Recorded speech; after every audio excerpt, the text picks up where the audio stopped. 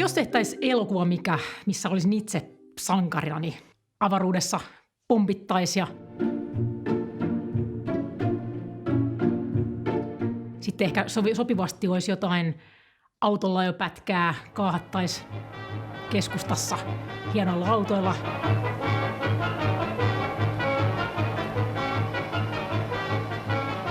Jumala, ajakaa nopeammin! Mä elokuvissa tykkään itse siitä, että on tarpeeksi fantasiaa. Että oikeaa elämää mä näen oikeassa elämässä ihan tarpeeksi. Se leffa varmaan alkaa, no se voisi alkaa siitä, että mä ratsastelen.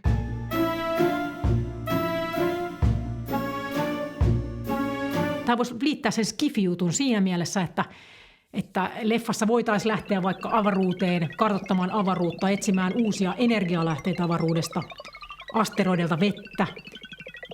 Jos se keskeinen konflikti tässä leffassa olisi ehkä niin kuin ihmisten tällaisen tosiaan välinpitämättömyyden tai yleinen asenneilmapiiri siihen, että ei tarvitse tehdä mitään nyt. Voidaan päästää tämä esimerkiksi ilmasto tuhoutumaan huoletta, koska kunhan vain on voittoa seuraavalle kvartaalille. Meidän omassa elämässähän pahikset ollaan me itse oikeastaan, että aina etupäässä tapellaan itseämme vastaan, niin kuin henkilökohtainen pahis on oma, mitä sä käyt komia kamppailua omassa elämässäsi. Meidän ilmastoa tuhotaan tällä hetkellä.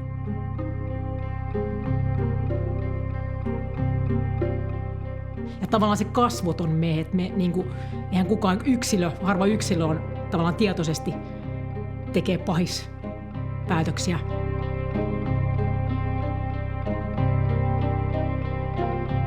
Se varmaan päättyisikin sit siihen, että ollaan jossain luonnossa ja nautitaan siitä, mitä meillä vielä on, koska pahikset on saatu käännytettyä pois ja me ollaan saatu pidettyä hieno luonto meillä. Niin sitten se voisi mukavasti päättyä siihen, että kävellään koirien kanssa syysmetsässä sieniä kerätellen. Vaikka toisaalta sitten taas mennään tähän, en mä nyt sellaista itse jaksaisi katsoa.